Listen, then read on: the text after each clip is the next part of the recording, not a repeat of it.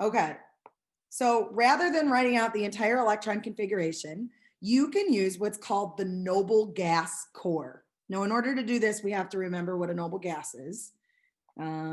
So here, don't forget, the noble gases are in group 18. You know what? I don't love this periodic table. I really am kind of partial to our periodic table there. So there we go. So group 18 are the noble gases. These are the noble gases. And the noble gas configuration uses those. So you have to actually know where those are. So for example, sodium, if you find sodium on your periodic table, it's number 11. Sodium's, the noble gas that comes before sodium is called neon. And so we write neon. This is the neon core. We write neon in brackets, and then we write everything that comes after neon. And that's how we would write the electron configuration for sodium. You just get to go to the noble gas before it. So let's do sulfur. Find sulfur on your periodic table. It's number 16. You'll always see me, you're going to see me looking at a periodic table because I've been teaching chemistry for 15 years and I still need to look at a periodic table. And there's the inner electrons or the core electrons, and there's the outer electrons. Now the noble gas that comes before sulfur is neon. So it has a neon core. And then you finish by writing 3s2, 3p4 for its outer electrons. Okay? So that's how you shorten these things. You always go to the noble gas before. Now I want to note to you, if you're doing the noble gas configuration for a noble gas, you have to go to the noble gas before. You can't just put it in brackets, okay? And there is a reason for that. Get over it, sorry. All right, so let's look at germanium, one of my favorite elements. There's a whole story about why germanium is a good element. Anyways, the noble gas that comes before germanium is argon. Looking at your periodic table there. So we get argon in brackets, and then we fill up the 4s2s, the 3d10s, and the 4p2s. Good?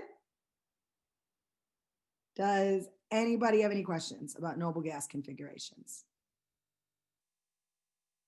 Pretty straightforward. Pretty straightforward. Okay, now the bad news.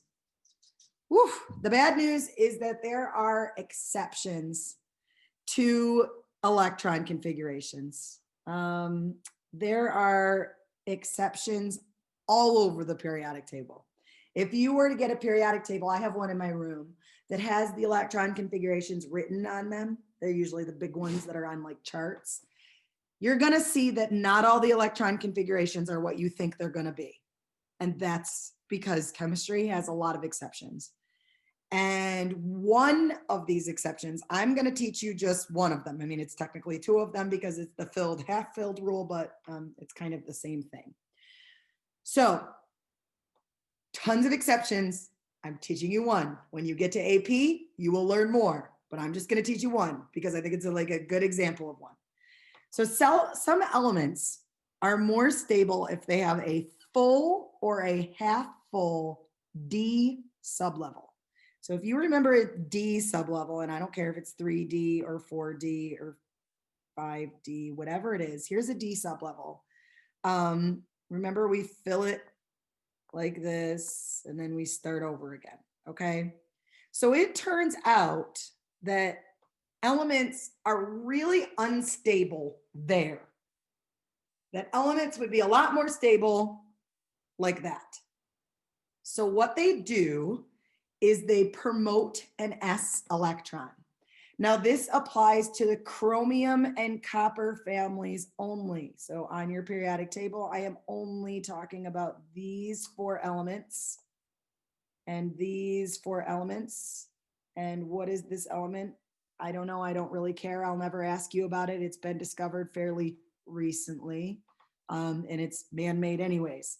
So don't worry about it. But here's the chromium and the copper families. And what you can see about the chromium and the copper families is that chromium is very close to being half full, like manganese, And copper is very happy to being full like zinc.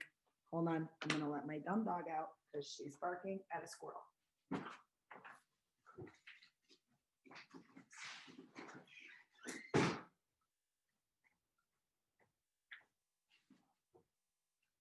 All right, so they're the ones that get involved in this filled, half-filled rule.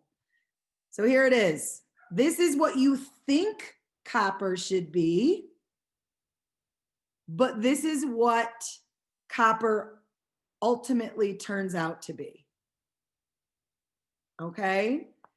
It's not stable with the 3d9. So it steals an s electron and it puts it in the d sublevel. Now this might feel like you're breaking a rule. The Aufbau principle might feel like you're breaking, but that's okay. You're not, because this is an actual thing that happens. All right, so there's copper, and that goes for silver and gold, have the same thing that happens in their last d sublevel. You can see here, here's silver, here's gold, here's copper. They all pull an s electron and fill the d sublevel. And then here's chromium. This is what you think chromium's going to be, but it's more likely to exist like that, where it has the one s electron. All right, so this is just an example of an exception. And again, the reason I tell you this is because there's exceptions all over the periodic table, and I want you to understand maybe like why they happen. All right, any questions about the exceptions? Wait, I didn't get to fill the one note in. Oh, sorry.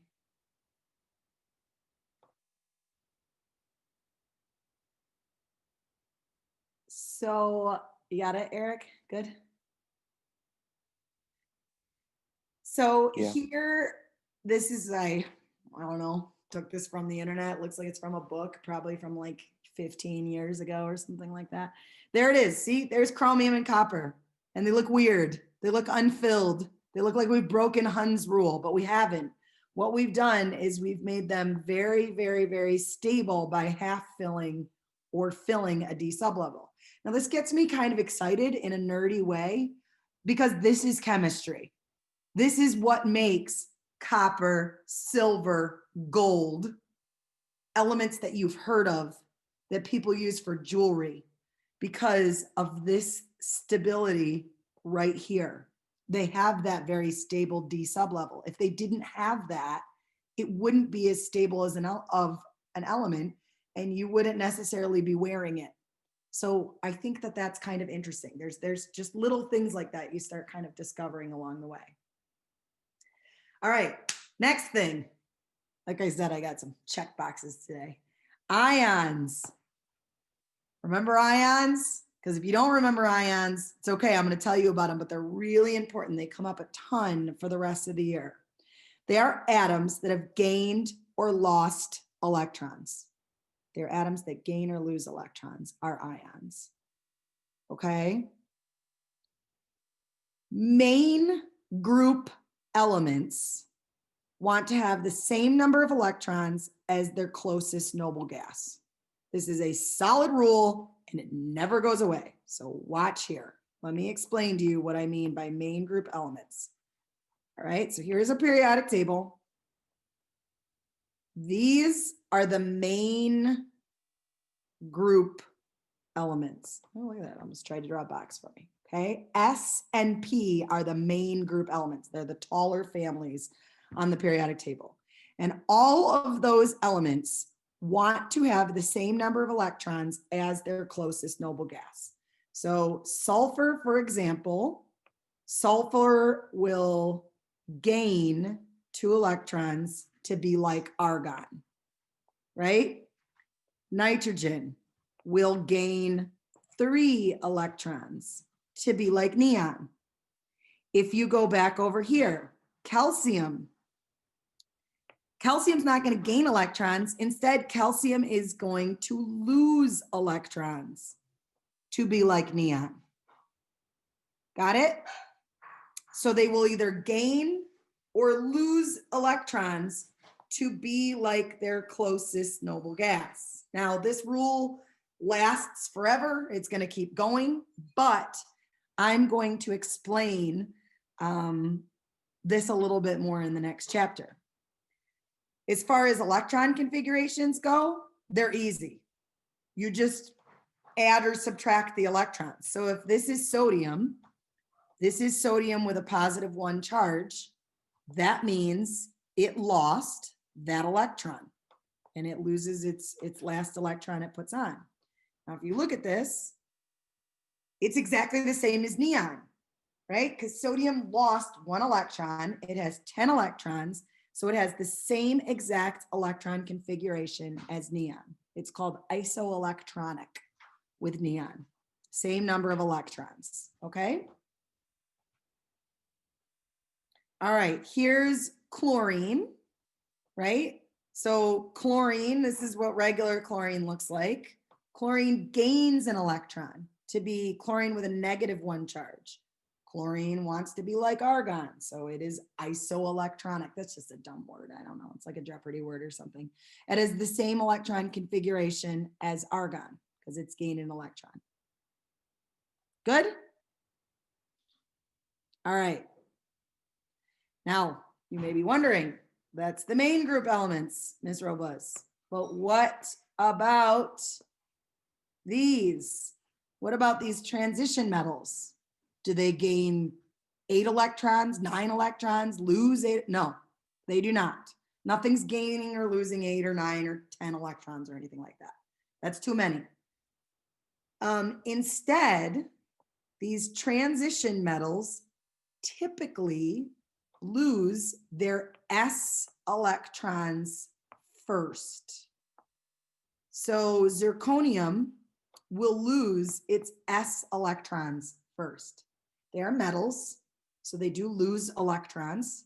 Remember, metals are on this side of the table and they lose electrons, and those are the ones that they lose. And so I'll show you that on the notes.